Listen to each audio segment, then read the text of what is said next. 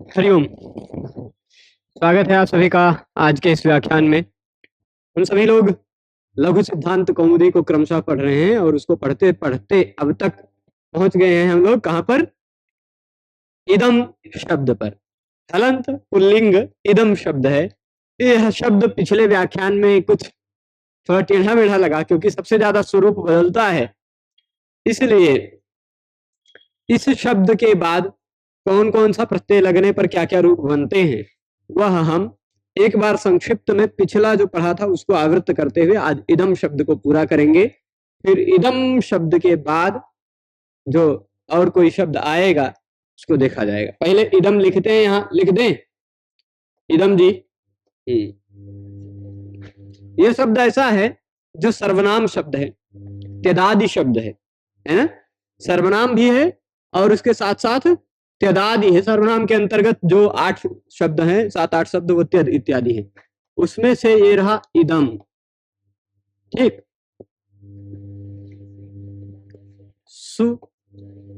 सु में से बचता है स।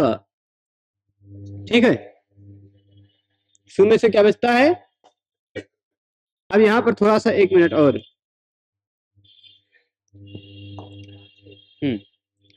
क्या है? इदम सु का स बचा है। यहां पर नियम क्या लगता है? पहली बात, नियम यह लगने लग जाता है कि इदम के म के स्थान पर त्यदादि नाम अह, यह सूत्र लगने लग जाता है। कहता त्यद आदि शब्दों के अंतिम वर्ण के स्थान पर अ हो जाया करता है यदि त्यद आदि शब्दों के बाद कोई विभक्ति प्रत्यय लगा हुआ हो तो। इदम शब्द त्यद आदि शब्दों में से एक शब्द है, उसके अंतिम वर्ण के स्थान पर अ हो जाना चाहिए क्योंकि उसके बाद विभक्ति प्रत्यय था है ना। इसलिए उस त्यदादि नाम अह को रोकने के लिए इदमो मह सूत्र आता है। वो कहता है त्यद आदि शब्दों के स्थान पर यद्यपि अंतिम वर्ण के स्थान पर अ हो जाया करता है, पर इदम शब्द के स्थान पर तो म होगा। इदमो मह में इदमह मह, इदम के स्थान पर म होगा। अब पूरे इदम के स्थान पर तो होगा नहीं म, इदम का जो अंतिम वर्ण म है उसके स्थान पर म होगा। कहेंगे वो तो म ऑलरेडी था, फिर से म करने की क्या जरूरत पड़ गई? यदि फिर से म नहीं करते तो त्यदादि नाम अह आकर म को आकर डालता। तो त्यदादि नाम अह को रोकना ही मुख्य रूप से लक्ष्य है, त्यदादि नाम अह को। ठीक है, स्पष्ट है। तो इदमो मह ने म कर डाला और हलंग्याभ्यो दीर्घाश्रुति से प्रथम हल से खत्म हो गया, ये इदम बन गया। फिर उसके बाद नहीं, अभी नहीं बना, हम नपुंसक लिंग में नहीं बना रहे थे ना। अभी इदम और स था, स खत्म हुआ और फिर इदोय पुंसी। कौन सा सूत्र लगेगा? इदोय पुंसी। ये कहता क्या है? इदह अय पुंसी। इदम शब्द में जो इद है, इदम शब्द में जो इद है उस इद के स्थान पर अय हो जाता है। पुल्लिंग में सु प्रत्यय लगा रहे तो, यहां पर सौ की भी अनुवृत्ति आ रही है, तो पुल्लिंग में सु प्रत्यय लगा हुआ हो तुरंत बाद में तो इदम शब्द के इद के स्थान पर अय हो जाता है। अब इदम शब्द के इद को हटाया हमने, क्या कर दिया? आय, और इद हटाया, उसमें से बचा है अम, है ना। जोड़ देने पर हो जाएगा अयम, है ना। अयम हो गया। यह जो अयम बना सुप्रत्यय लगा था गायब हो ही जाएगा, वो तो हो ही चुका, तो अयम शब्द बन गया प्रथमा एक वचन में। इदम के बाद हमने लगाया औ प्रत्यय, इदम औ। यहां पर इदो ये पुंसी नहीं लग पाएगा, नहीं लगेगा ना। इदमो मह भी नहीं लग पाएगा। क्यों? क्योंकि यह भी कब करता था? सुप्रत्यय परे रहने पर, ये भी सुप्रत्यय परे रहने पर, है कि नहीं। तो संबोधन का तो होता नहीं, तो सुप्रत्यय खाली प्रथमा में ही लगेगा। संबोधन तो सर्वनाम शब्द का होता नहीं, है ना। तो इदोय पुंसी ये भी नहीं लग पाएगा, तो क्या हो जाएगा? यहां पर तेदादी नाम अह लग जाएगा, लग जाएगा कि नहीं? तेदादी नाम अह तेद आदि शब्द होने के कारण उसके अंतिम वर्ण के स्थान पर अ कर देगा। ठीक। फिर अतो गुणे, अतो गुणे कहता है अपदांत अहो, कैसा हो? अपदांतात की अनुवृत्ति आ रही, अपदांत अहो, उसके बाद फिर कोई गुण हो, तो ये रहा अपदांत अ, और उसके बाद ये रहा गुण, गुण मतलब अ ए ओ में से कोई एक होना चाहिए। तो अपदांत अ, उसके बाद अ ए ओ में से, यानी अदेंग गुण है कोई तो गुण कहा गया है, तो अ ए ओ में से कोई है ना? तो अपदांत अ के बाद गुण है, तो दोनों में पर रूप हो जाया करता, ये बताया था सूत्र मैंने, अर्थ सहित बताया था। यहाँ पर एंगी पररूपम से पररूपम की अनुवृत्ति आती है, एंगी पररूपम से पररूपम की अनुवृत्ति आती है, और एकादेश वाली बात एक पूर्व प्रयोग से आ रही है। पूर्व और पर दोनों के स्थान पर ये हट जाएगा, ये हट जाएगा, दोनों के स्थान पर एक आ जाएगा, कौन सा? पर वाला, पर वाला आ जाएगा, यानी पूर्व वाला आ हटा तो ये हो गया आधा, इसमें पर वाला जो बचा है वह मिल गया तो ये हो गया पूरा। ठीक। इद औ, इद औ, यहां तक पहुंच गए। अब इसके बाद इद औ के बाद क्या होगा? दश्च, इदमो मह को रोक लिए, तो इदमो मह का ये 108, ये 109, उसी का छोटका भाई आ गया इदमो मह का। वो क्या कहा भाई? यहां पर 10 में आप देखिएगा तो यह अनुवृत्ति आ रही कि नहीं? इदम के द को म हो जाता है, इदम के द के स्थान पर भी इदम के द, अब काहे अयम में काहे नहीं हुआ? क्योंकि इदम में वहां पूरे ईद को अय हो गया था, तो वहां द बचा ही नहीं, है कि नहीं? पर इदम का द हो, इदम का द हो, उसके बाद कोई विभक्ति प्रत्यय लगा हुआ हो, तो उस विभक्ति प्रत्यय से पूर्व में आने वाले जो इदम शब्द है, उस इदम शब्द का अवयव भूत जो द है, उस द का द के स्थान पर म हो जाएगा। तो ये देखिए, ये हमने लिखा ई और द को हटाया, उसके स्थान पे ले आए म, उसमें ये रहा आ, जोड़ करके पूरा लिख दीजिएगा तो इम हो गया। यह जो ईद था वह इम बन गया, और इसमें औ जोड़िएगा, इमऊ, वृद्धि रेचि से वृद्धि करके। आप और सारा नियम लगाना चाहें तो लगा लीजिएगा, पर मतलब जैसे कौन सा? प्रथम पूर्व सवर्णा नादिची लगा करके फिर वृद्धि रेचि से वृद्धि कर लीजिएगा। तो इमऊ तक पहुंच गए। इमऊ के बाद अब फिर से इदम जस का अस, यह इदम शब्द सर्वनाम है ना? सर्वनाम है कि नहीं? पर सर्वनाम होने के साथ साथ अदंत नहीं है अभी, तो अभी सर्वनाम वाला काम मत करिए। इदम अस विभक्ति प्रत्यय पर में है कि नहीं? विभक्ति प्रत्यय पर में है, तो तेजादी नाम आ ने आ कर दिया, मां के स्थान पर आ किया, अतो गुणे से पर रूप होकर दो आ में से एक कया बचा तो ईदा हो गया, हो जाएगा ना तेजादी नाम आ लगने पर। फिर अब दश्च, द के स्थान पे मां कर दिया तो ये हो गया इम। अब अंतिम वर्ण आ गया, अंतिम वर्ण अ हो सर्वनाम शब्द का, तो जशस शी लग जाया करता, जश के स्थान पर हो जाता है शी, शी में से बचता क्या है? ई, इम ई जोड़ लीजिए, बन जाएगा इमे, आद गुणा से गुण करके। ठीक है, इमे बन गया, अयम इमऊ इमे। फिर अब देखिए, इद इदम अम तेदादी नाम आहा, मां की जगह पे आ करेंगे, अतो गुणे से पर रूप करके दो आ में से एक कया बचा लेंगे। ईद का भी आ, मां का आ भी, मां के स्थान पे आया हुआ आ, दोनों आ में से एक का आ बचेगा अतो गुणे से। ठीक है, 10 च से इसको मां भी कर लेंगे आप। ठीक, इम अम, अमी पूर्वा से पूर्व रूप करके इमम हो जाएगा। फिर आउट करके इमऊ कर लेंगे। ठीक है, शस करेंगे, अस बचेगा, इद को इम कर ही लेते हैं आप, इम अस जोड़ के इमास, स को तस्मा छसो न पुंसी से न करके ईमान बन जाएगा, ईमान। वो ये ईमानदार वाला ईमान नहीं है, ठीक है। ईमान मतलब इन सब को। अब इसके बाद अब मजेदार आने वाला है इदम टा। क्या है?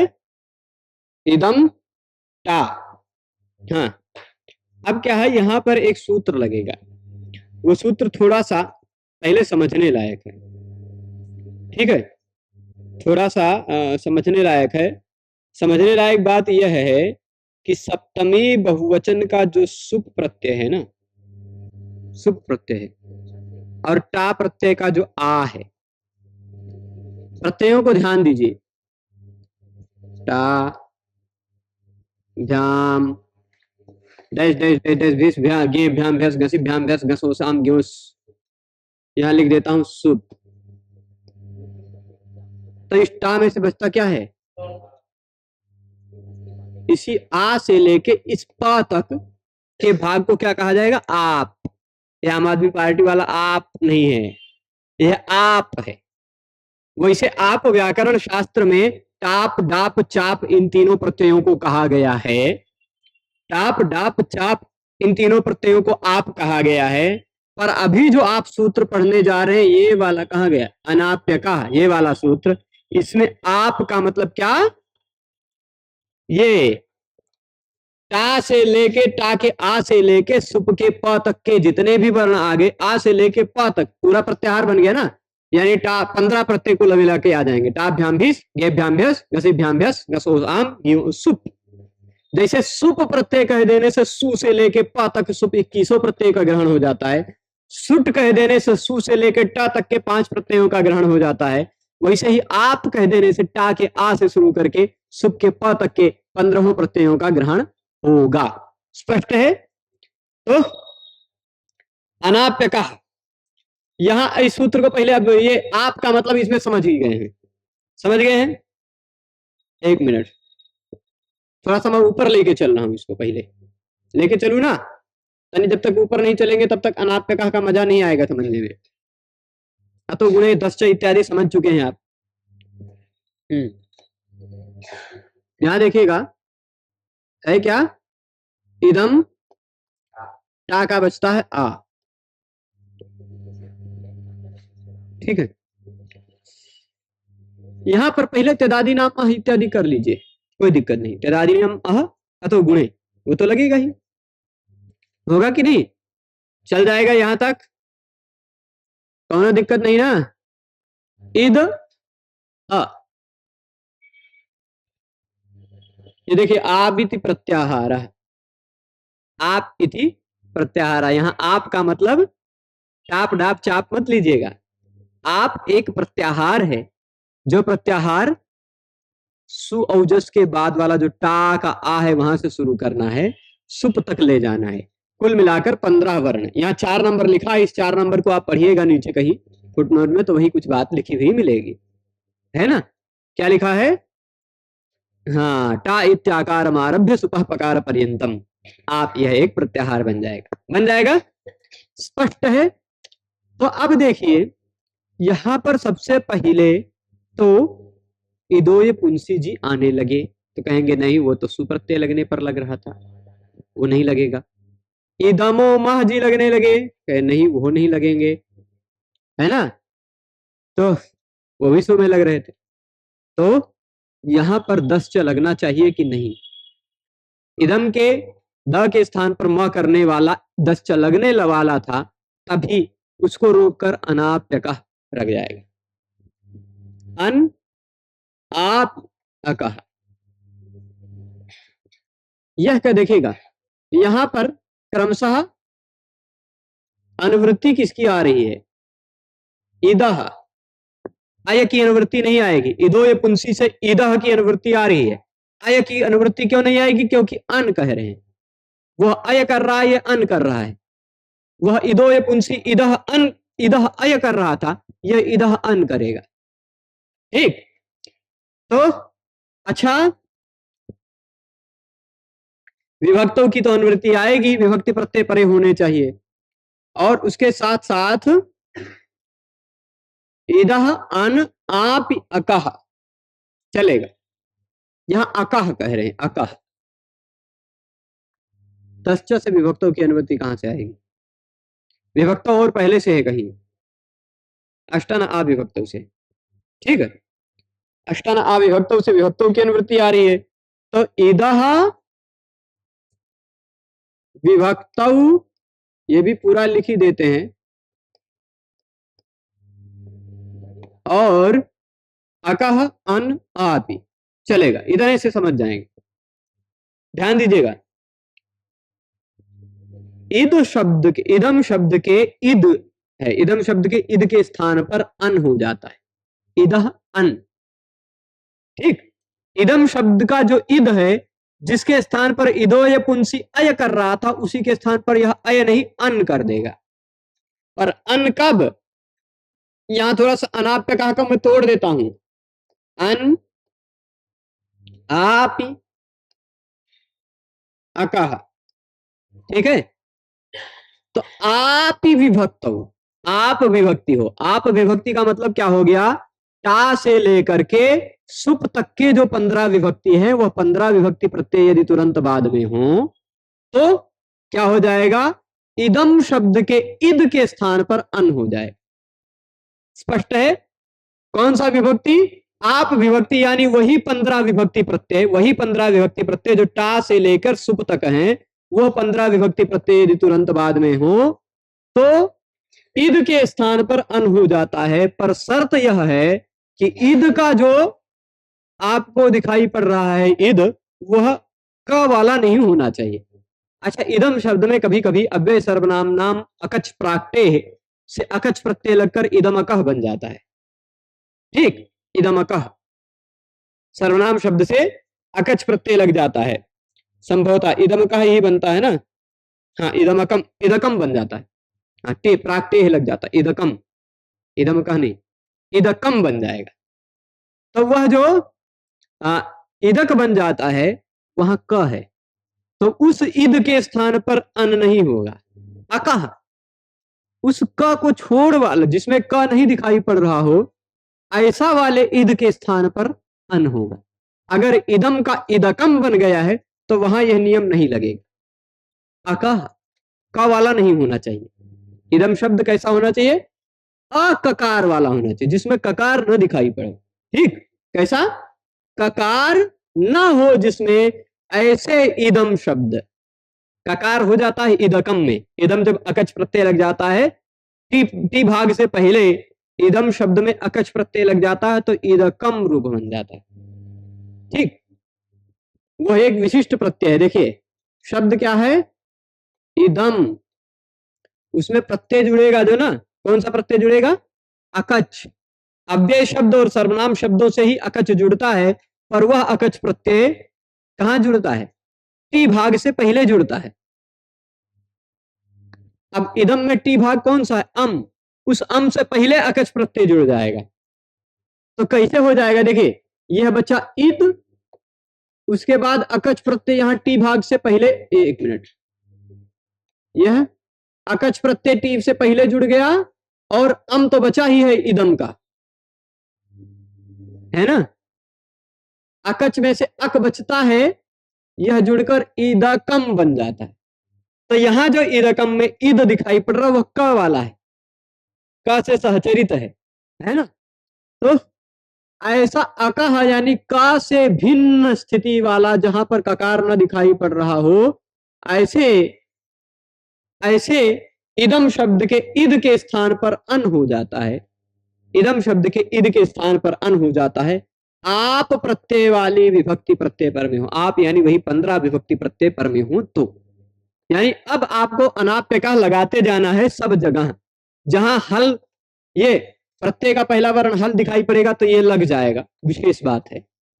पर सामान्य बात ये देखो, 112 113, तो यानी इसको रोकने के लिए हलिलोपह लगेगा कि आप वह जो 15 प्रत्यय हैं, उन 15 में से प्रत्यय का पहला वर्ण हल हो तो भ्याम 20, भ्याम भ्यस 6 ये हो गया, और सुप 7, ये 7 जगह पर ये हलिलोपह लग जाएगा, बाकी 8 जगह पर अनाप्यकः लग जाएगा।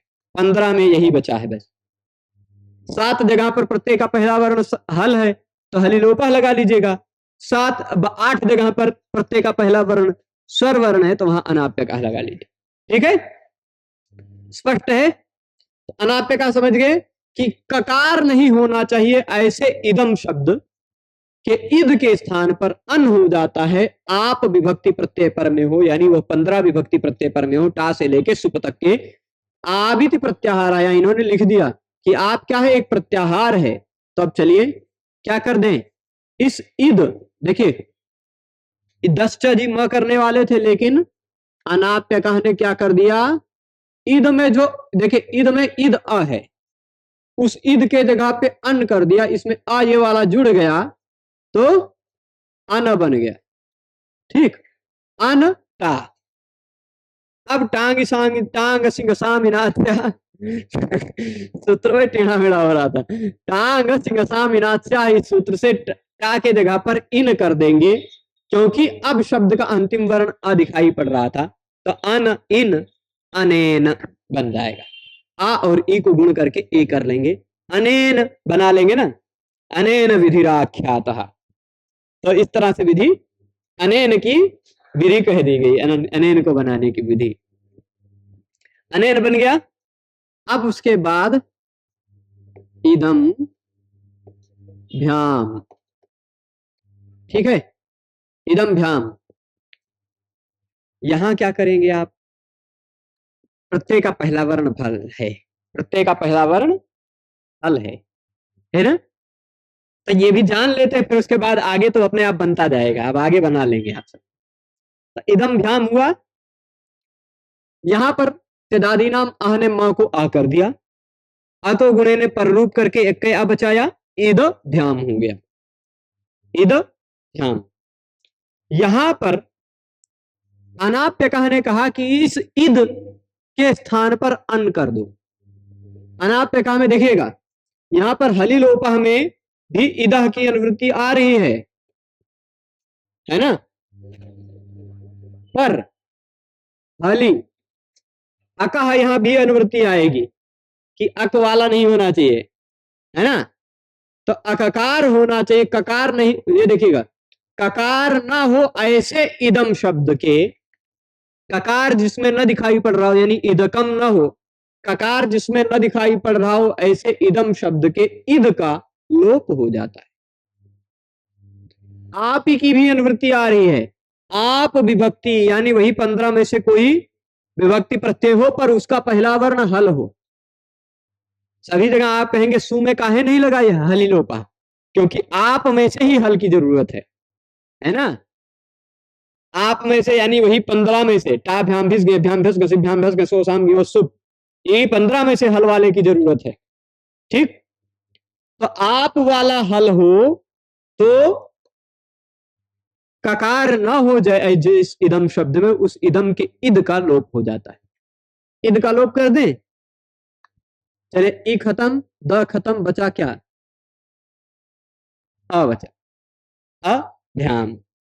ठीक, यहां एक ही वर्ण बचा है तो वही अंतिम, वही पहला है ना। प्रत्यय का पहला वर्ण यय है, क्या है, यय। शब्द का अंतिम वर्ण ह्रस्व अ है। प्रत्यय का पहला वर्ण ययादि सुप प्रत्यय पर में हो तो ययादि सुपी प्रत्यय परे अदंतस्य अंगस्य दीर्घा, अत जिसके अंत में हो ह्रस्व अ, उसको दीर्घ हो जाता। जैसे राम के अ को रामा बना लिया गया था, रामाभ्याम, वैसे अ को आभ्याम बना लिया जाएगा। सुपिच से इस अ को दीर्घ कर दिया जाएगा, क्योंकि शब्द में अंतिम वर्ण ह्रस्व अ दिखाई पड़ रहा हो, उसके बाद विभक्ति प्रत्यय का पहला वर्ण यय हो, सुप विभक्ति प्रत्यय का पहला वर्ण यय हो, तो क्या हो जाता है, ह्रस्व अ को दीर्घ हो जाता है, अतो दीर्घ, है ना। अतो दीर्घो यहीं से के बाद सुपिच सूत्र है, अतो दीर्घो यहीं, तो ह्रस्व अ को दीर्घ हो जाता है, सुप प्रत्यय पर में हो, यय वाला सुप प्रत्यय। तो ये देखिए यय है, इसीलिए दीर्घ हो गया, आभ्याम बन गया, आभ्याम बन गया। ये अनेन के बाद अरे बाप रे, नानर्थके अलोन्त्य विधिर अनभ्यास विकारे। बहुत बढ़िया बात यहाँ उठाए हैं ये बताना छूट गया था, बता देते हैं। यहाँ तक हलादों तक पहुंच गए, ठीक। पहले आभ्याम बाद में बना लिया है आप लोगों ने, लेकिन एक प्रश्न उठाते हैं, उसका समाधान भी कर देते हैं, फिर उसके बाद बनाइए। था इद, है ना, अब इद आ था, अनाप पे कहने कहा कि इस इद के स्थान पर अन कर दो, और हली लोप ने कहा हल प्रत्याहार पर में हो हल प्रत्याहार का वर्ण, तो इद का लोप कर दो। तो क्या पूरे इद का लोप होगा कि इद के अंतिम वर्ण का लोप होगा? अलोन्त्य से लग जाना चाहिए कि नहीं? अलोन्त्य से लग जाना चाहिए, लेकिन यहां पर अलोन्त्य से इसलिए नहीं लगेगा, इसलिए नहीं लगेगा अलोन्त्य से, क्योंकि अंतिम वर्ण के स्थान पर आदेश हो जो, वह कहा था नानर्थ के अलोन्त्य विधि। ठीक, थोड़ा ये जो है ना, ये पक्ष जो है थोड़ा इसमें दो तीन पक्ष हैं। ईदो या पुंसी में ईद जो कहा गया है, ईद कोई सार्थक है? भाई इदम कहा गया होता, पूरे इदम के स्थान पर कोई विधान किया जा रहा होता तो इदम तो सार्थक है, पर इदम में जो ईद है उसका कोई अर्थ है? तो ईद के स्थान पर कोई विधान करने जा रहे हैं तो वह अनर्थक के स्थान पर विधान करने जा रहे हैं, ऐसा कहिए। सूत्र में ही सीधे अनर्थक का प्रयोग किया गया हो तो अनर्थक के प्रयोग होने पर, अनर्थक के द्वारा कोई विधान किया जा रहा हो तो अलोन्त्य विधि, अलोन्त्य से जो सूत्र लग जाता है वह नहीं हो पाती। तो अलोन्त्य से पूरा केवल खाली द का रूप जो करने लग गया था वो नहीं होकर पूरे ईद का ही लोप होगा, यह तात्पर्य। हाँ समझ गए, पूरे इदम के स्थान पर अगर करने को कहे होते, इदोये पुंसी सूत्र में इदम कह दिए होते, इदोये न कह के इदमोये कह देते तो, है ना, इदमोयम ऐसा सूत्र बनाए होते तो तब गड़बड़, तब ऐसा अलोन्त्य विधि लगने लगती। ये एक परिभाषा आ जाएगी कि अनर्थक का प्रयोग होने पर अलोन्त्य विधि नहीं होती। पर यह अलोन्त्य विधि कहां पर होती है? अभ्यास के विकार में हो जाया करती।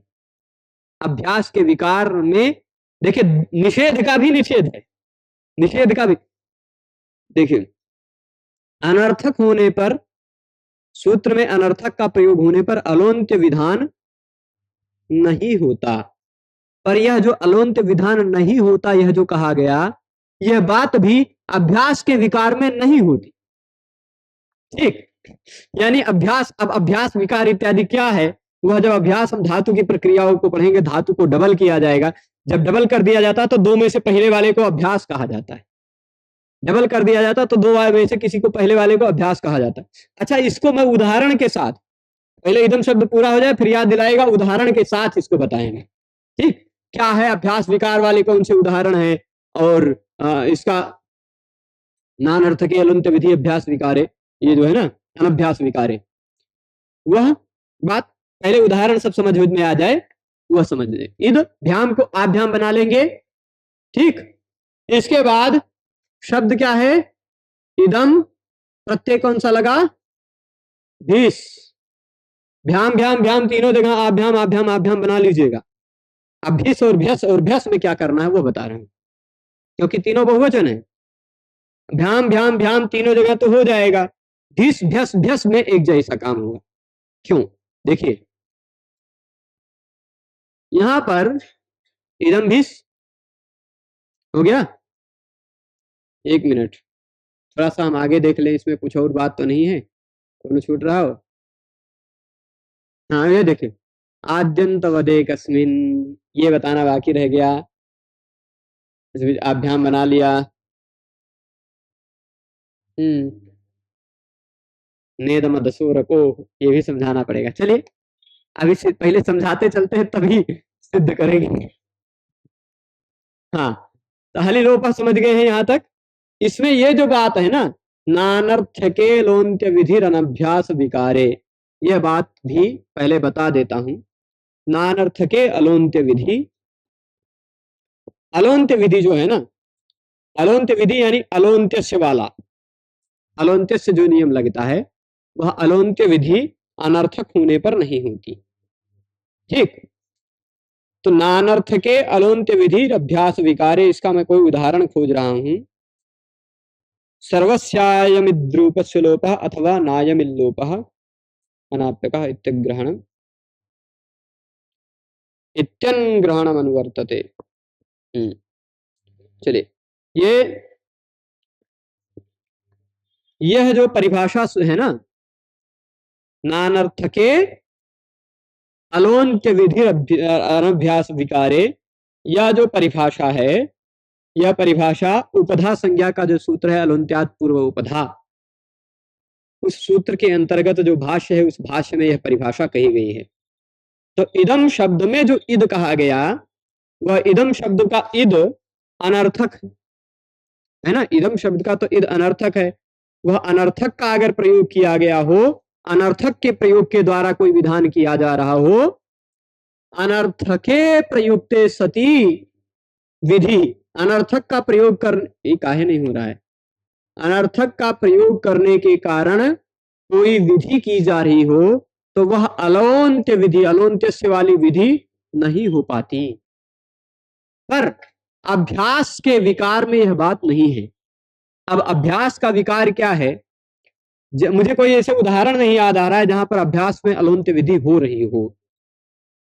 अभ्यास का कोई उदाहरण नहीं मिल रहा है मुझे, नहीं तो मैं बताता कि अभ्यास के विकार में अलोन्त्य विधि हो जाती।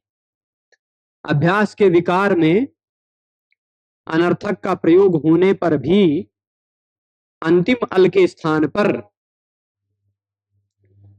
अंतिम अल के स्थान पर कार्य हो जाया करता है। आएगा कोई तो बता देंगे, वैसा भी नहीं आया। अनभ्यास विकारे वाली बात मुझे कोई नहीं आ रही है ध्यान में। 5 नंबर, अनर्थक अनर्थके अलोन्त्य सूत्रम न प्रवर्तते, है ना।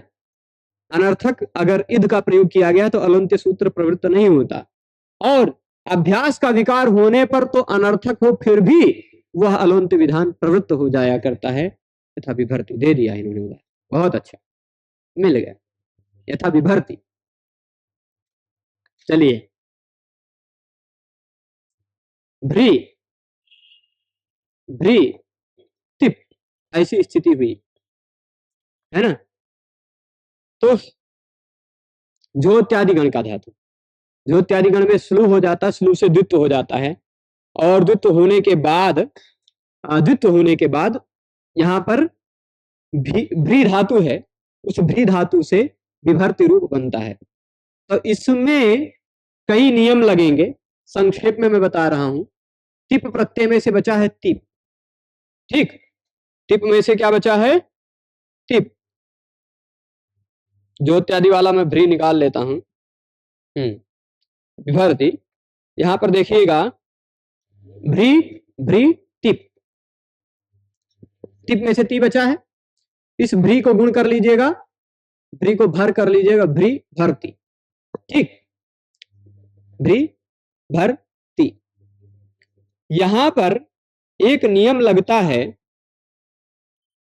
एक नियम लगता है कि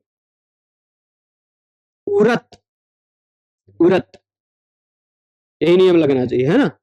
यह कहता है, ध्यान दीजिएगा, ध्यान दीजिएगा, कहता है कि दो जब डबल हो गया, डबल होने वाले में इस पूर्व वाले को क्या कहा जाएगा, अभ्यास, अभ्यास। जहां भी अगर कोई किसी को डबल हुआ हो तो पूर्व वाले को अभ्यास कहा जाता है। तो ये रहा अभ्यास। अभ्यास में आने वाले री के स्थान पर अ हो जाया करता है, ऐसा उरत सूत्र कहता है। अभ्यास में आने वाले री के स्थान पर अ हो जाया करता, सूत्र क्या है, उहु अत, क्या है, उहु अत, री के स्थान पर अ हो जाएगा। तो अब यहां क्या होगा कि समस्या क्या हुई, समस्या यह हुई कि यह जो री के स्थान पर आ करने जा रहा है, यह अभ्यास में यहां उह जो कहा, यह सार्थक है क्या, उह, भ्री में से क्या री सार्थक है, सार्थक तो नहीं, भ्री में से री तो सार्थक नहीं है।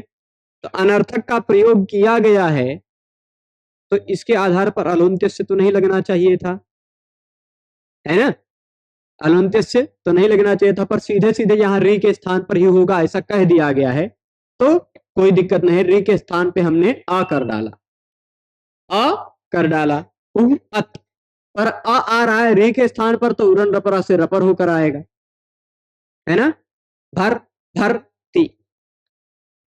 अब हलादि शेषा से पहला हलवर्ण शेष बचता है, बाकी हलवर्ण लुप्त हो जाते हैं। यहां नियम लगेगा भ्रियामित। क्या नियम लगेगा? यह ऐसा नियम है, भ्रियामित। यह नियम जो है ना 7476 नंबर पर है, यह कहता है कि भ्री, मांग, ओहांग, ये 3 धातु हैं, भ्री धातु, मांग धातु और ओहांग धातु, इन तीनों धातुओं के 7476 पर मिला है ना भ्रियांग, तो इन तीनों धातुओं के अभ्यास को ई हो जाया करता।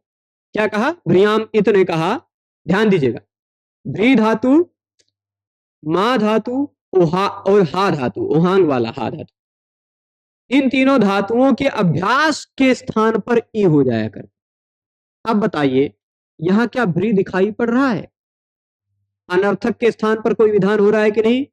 भ्री में भा तो कोई अनर्थक, कोई सार्थक है नहीं, तो यहां नानर्थ के अलोन्त्य विधि, भ्रियाम इति ने कहा भ्रिय के स्थान पर ई हो जाए, तो अलोन्त्य ने क्या कहा कि भ्री में जो अभ्यास है उस अभ्यास के अंतिम वर्ण के स्थान पर ई हो, भ के स्थान पर ई न हो, अंतिम वर्ण के स्थान पर ई हो, ऐसा अलोन्त्य ने कहा।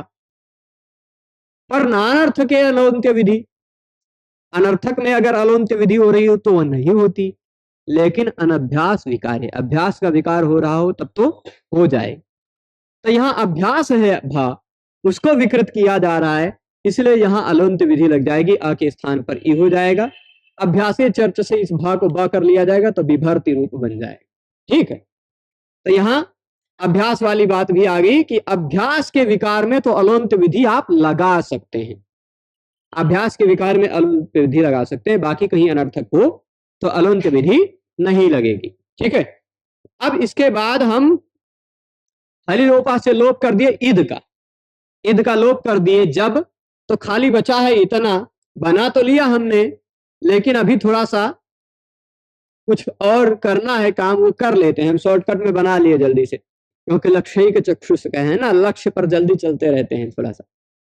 तो आद्यंतवदेकस्मिन्, यह एक अतिदेश सूत्र है, जो जैसा ना हो उसको वैसा मानना, जहां मानने की बात कही जा रही हो वह अतिदेश सूत्र होता है।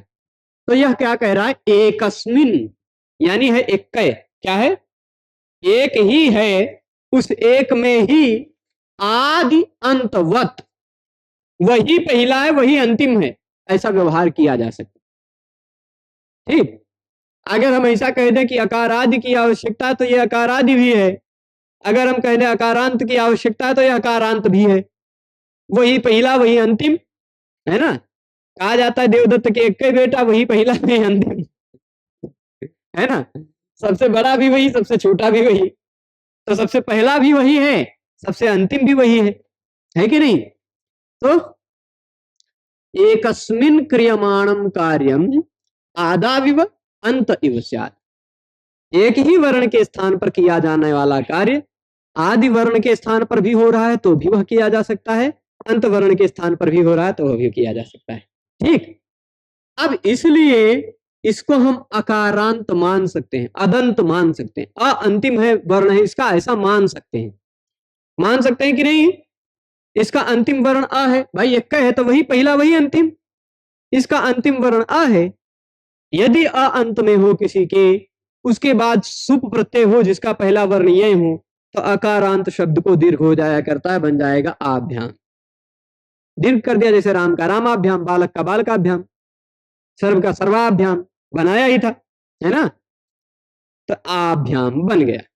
अब इसके बाद सुपिचेति दीर्घ आभ्याम बना लिया आपने, है ना, सुपिच इति दीर्घ, सुपिच सूत्र से दीर्घ करके आभ्याम तक बना लिया। अब आभ्याम के बाद शब्द क्या रहा, इदम, प्रत्यय क्या लगाया, भिस, इदम भिस। भिस में से क्या बचता है, कुछ पूरा बचता है ना। भिस में से तो पूरा का पूरा बचेगा, किसी की तो इत संज्ञा होती नहीं। अब यहां पर आप क्या कीजिएगा, इदम भिस त्यदादि नाम अह से इस अंतिम वर्ण के स्थान पर आप क्या कर दीजिएगा, अ, क्योंकि त्यद आदि शब्द है और दो आ एक साथ मिल रहे हों, ह्रस अपदांत आ के बाद गुण संज्ञक कोई वर्ण हो, तो दोनों में से पर रूप बचता है, यानी बाद वाला आ बचेगा, वह इन दोनों में से दो आ में से एक आ बचा, तो वह आ द में मिलके द पूरा हो गया, इद भीस, इद भीस। पहुंच गए यहां तक। यहां पर ध्यान दीजिएगा, पहले अनाप्य कहने कहा कि आप प्रत्यय यानी टाभ्याम भीस गेभ्याम भ्यस गसिभ्याम भ्यस गस ओसाम गे आप गसिभ्याम भ्यस गस ओसाम गे वो सुप, ये इतने टा से लेके सुप तक के जो प्रत्यय हैं, टा के आ से लेके सुप के प तक के जो प्रत्यय हैं, आ से लेके प तक होने के कारण इसको आप कहा जाता है। आप प्रत्यय यदि तुरंत बाद में हो तो इद के स्थान पर अन हो जाएगा, ऐसा वह कहने लगा।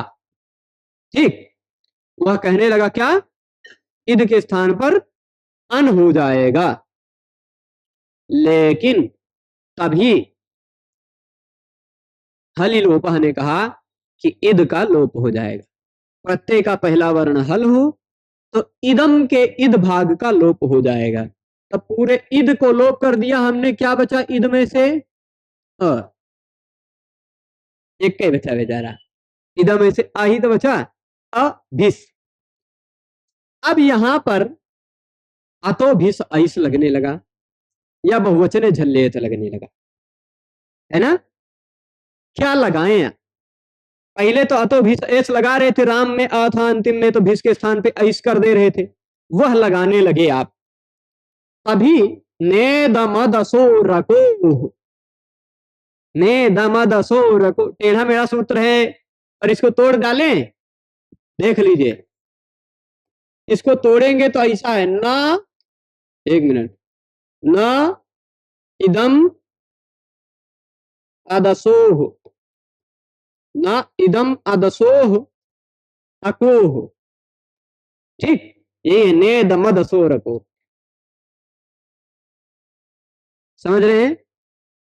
तो न इदम अदसोह, अतो भी इसकी अनुवृत्ति आ रही है यहां पर, अतो भी इसकी अनुवृत्ति यहां पर आ रही है, देख लीजिएगा पूरा आ रही है ना। कितने नंबर पर है तो भी 719 पर है ना, ये 711 है, तो यहां अतो भिस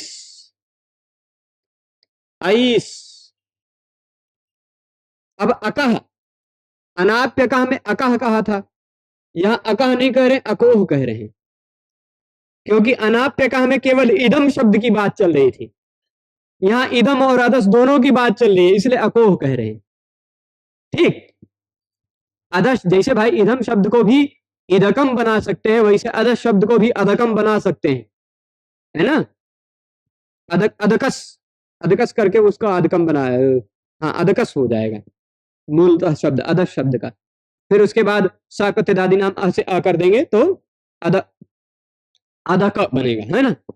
तो इदम और अदस में यदि क नहीं दिखाई पड़ रहा हो, क्या, इदम और अदस शब्द हो उसमें क न दिखाई पड़ रहा हो, यानी इदकम न बन गया हो, अदस अदकह न बन गया हो, अदकस न बन गया हो, तो इदम और अदस में यदि क न दिखाई पड़ रहा हो तो आ के बाद भिस के स्थान पर ऐस नहीं होता। ये रहा इदम शब्द,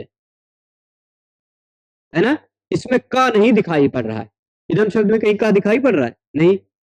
तो ऐसे आ के बाद इदम और अदस शब्द का आ हो, उसमें कहीं क नहीं दिखाई पड़ रहा हो, है ना, क नहीं दिखाई पड़ रहा है, यानी का के बाद वाला आ ना हो, अकच का के बाद आ बचा रहेगा, तो का के बाद वाला आ ना हो।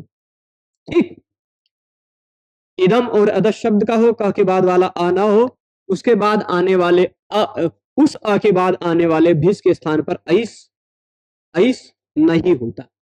ठीक, भिस के स्थान पे ऐस नहीं होता। मैं एस लिखा था, कुछ लोग बोले ही नहीं, ये तो मुझे अभी ध्यान में आया ऐस के। तो ऐस नहीं होगा, यानी नेद मदसो रको ने अतो भिस ऐस को रोक लिया। अब यही देख लीजिए, इस सूत्र की वृत्ति से भी इसका अर्थ समझा देते हैं। ये भी समझ ही गए होंगे, एक ही वर्ण के स्थान पर किया जाने वाला कार्य आदि वर्ण की तरह भी किया जा सकता है और अंत वर्ण की तरह भी किया जा सकता है ना। सुबिच्छ से दीर्घ कर लिया, आभ्याम बन गया। अब यहां क्या कह रहे हैं, अककार अयोः, जिसमें ककार न दिखाई पड़ रहा हो, ऐसे इदम और अदस शब्द के, ऐसे इदम और अदस शब्द के बाद आने वाले भिस के स्थान पर ऐस नहीं हो पाता। भिस के स्थान पर ऐस नहीं होगा, भिस का भिस वैसे बचा रह गया। अब भिस प्रत्यय बहुवचन का है, भिस प्रत्यय कैसा है, बहुवचन है, बहुवचन है, उसका पहला वर्ण झल है।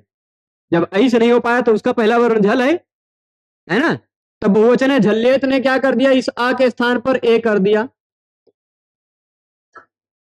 आ के स्थान पर, जैसे राम का रामे भी, रामेभ्यः बना दिया था, है ना, बहुवचन। वहां तो राम ही नहीं, मैं नहीं बना पाया था, क्योंकि भिस के स्थान पर ऐस हो जाने के बाद बहुवचन झल्लेत नहीं लग पाएगा।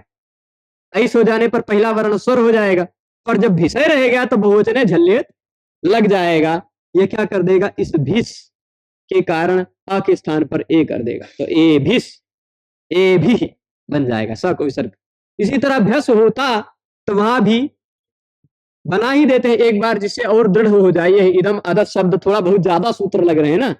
शब्द देखिए इदम, उसके बाद लग रहा है भ्यस, दोनों भ्यस आप समझ लीजिएगा एक साथ, इदम भ्यस। अभी गे गसी, गे भ्याम, गे बाकी है, गे गसी गस ये सब बाकी है, भ्याम लगा लिया है हमने। ठीक, भ्याम तीनों जगह का हो गया, आभ्याम आभ्याम आभ्याम, है ना, भिस हो ही गया है, भ्यस भी हो जाएगा, तो फिर गे गसी गस देखा जाएगा। ठीक है, तो इदम भ्यस। अब इसके बाद इदम भ्यस हुआ, क्या हो जाएगा अब, मां को आ तो गुणे पर रूप से, पर रूप, और फिर उसके बाद हलिलोपा से लोप, बचा आ, बहुवचने झल्लेत एभ्यः, हो गया। अब इसके बाद गे हुआ, ये का फोन कर रहे हैं, गे हुआ, गे के स्थान पर इदम गे, गे में से बचता क्या है, ए, है ना। यहां आपको लगेगा कि अनाप्य का कर देना चाहिए, कर दे, क्योंकि हलिलोपा तो लग नहीं रहा है ना, स्पष्ट है, तो हमने कर दिया क्या, देख लेते हैं एक बार वही किया है क्या। एक मिनट, यहां 2 नंबर पर लिखा होगा कुछ, इदम ए इत्यत्र तदाद्यत्वे पररूपे। अच्छा, कोई दिक्कत नहीं, कोई दिक्कत नहीं। यहाँ कहाँ है, थोड़ा सा हम गड़बड़ जा रहे थे, अनाप्य का नहीं लगेगा अभी, अभी अनाप्य का नहीं लगेगा, पहले देख लीजिए। इदम ए, तदादि नाम अह तो लगी का है, तदादि नाम अह लग गया, पर रूप कर दिया, तो यह अकारांत शब्द हो गया। अकारांत है, सर्वनाम है, अकारांत है, सर्वनाम है। अकारांत सर्वनाम के बाद आने वाले गे के स्थान पर क्या हो जाता है, गे के स्थान पर हो जाता है स्मयी। अकारांत सर्वनाम के बाद आने वाले गे के स्थान पर स्मयी हो जाता है, यानी ये अनाप्य का बहुत कम जगह लग पाएगा बेचारा, क्योंकि यहाँ चतुर्थी में स्मयी हो गया, पंचमी में स्मात हो जाएगा, और फिर उसके बाद षष्ठी में स्य हो जाएगा, है ना, सप्तमी में स्मिन हो जाएगा, एक वचन में, कहीं द्विवचन में लग पाएगा, द्विवचन में कहीं लग पाएगा। जहां प्रत्यय का पहला वर्ण हल वर्ण हो गया, तब तो मतलब हम जो 8-7 बताए थे उसमें ये भी जोड़ जाइए, गे गसी गस गी, ये चारों जोड़ लीजिए, है ना, ये चारों भी, और फिर हाँ, आम भी जोड़ लीजिएगा, 5 और जोड़ दीजिए, 7 5 12, 15 में से 12 जगह पर हलिलोपा लग जाएगा, क्योंकि विभक्ति प्रत्यय हल वाला हो जाएगा। खाली 3 जगह अनाप्य का लग पाएगा। ठीक है, ओस ओस और टा।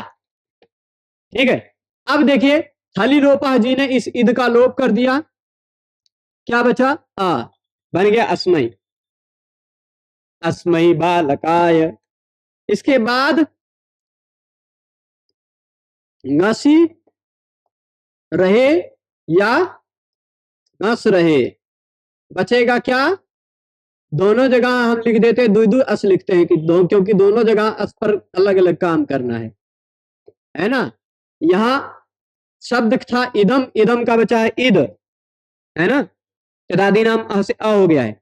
अब अकारांत सर्वनाम के बाद, ह्रस्व अकारांत सर्वनाम के बाद घसी आता हो तो उसके स्थान पर स्मात हो जाता है, घसिन्यो स्मात स्मिनौ से।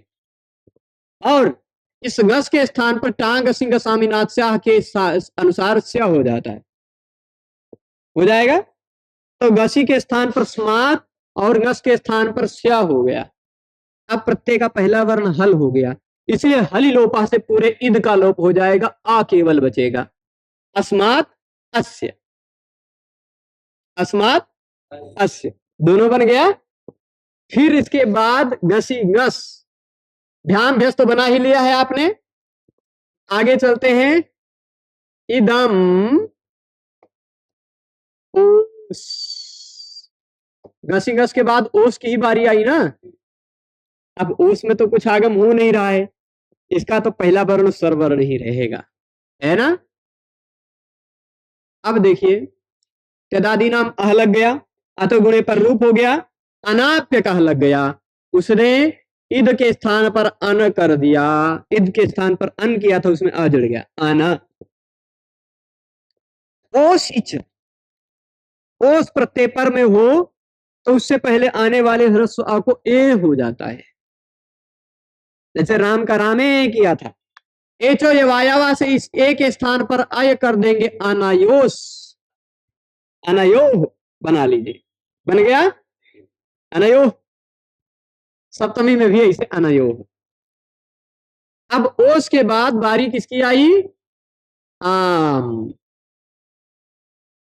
इदम आम। अब इदम में जब आप तेदादी नाम अह लग डालेंगे, अ हो गया, अतो गुणे से पर रूप हो गया, तो यह अकारांत हो गया, है ना। आमी सर्वनाम ना सुट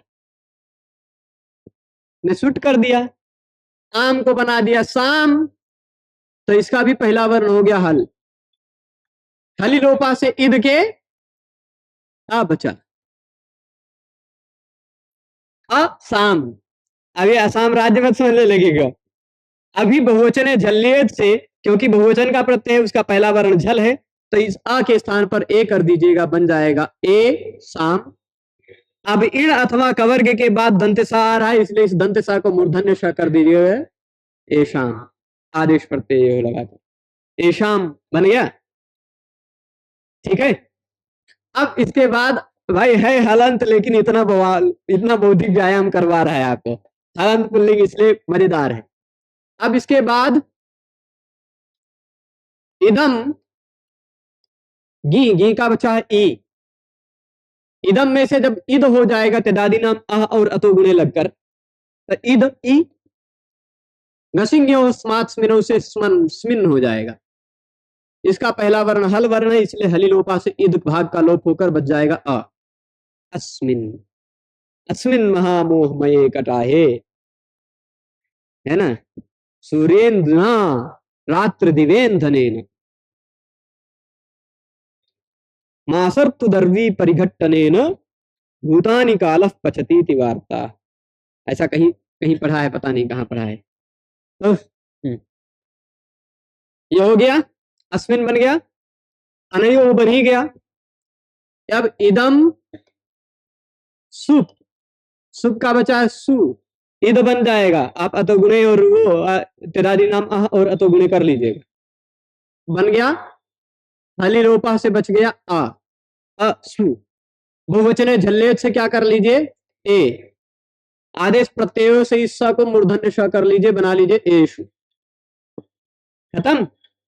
इदम शब्द समाप्त हो गए। इतना स्वरूप बदलता है यह, इतना स्वरूप बदलता है यह कि इतना स्वरूप शायद और कोई शब्द अभी अदस, ये सब जो सर्वनाम में है ना, अदस अस्मद युष्मद, ये भी बहुत बदलेंगे, बहुत दिमाग खराब करेंगे आपके। अस्मद युष्मद अदस, ये कुछ शब्द जो है ना, हम तुम वह, ये जो है, ये सब बड़े खतरनाक शब्द हैं। हम मतलब अहम अस्मद शब्द, तुम मतलब त्वम शब्द, युष्मद शब्द तुम के लिए, और यह के लिए जो अदस इदम इत्यादि शब्द हैं, वो सब शब्द थोड़े खतरनाक हैं हलंत में, बाकी सब चल जाएंगे।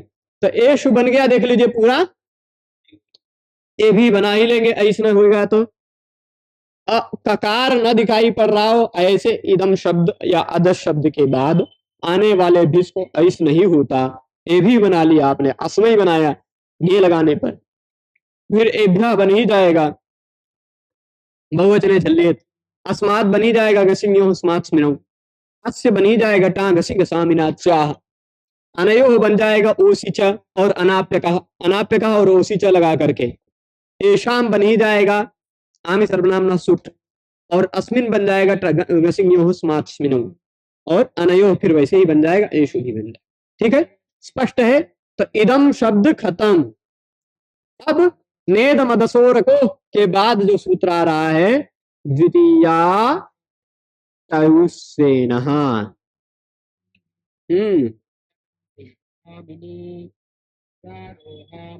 क्या बात है। थोड़ा सा एक इदम शब्द में कुछ एक रूप विकल्प से और बनता है ना, वह भी समझ ही लेते हैं।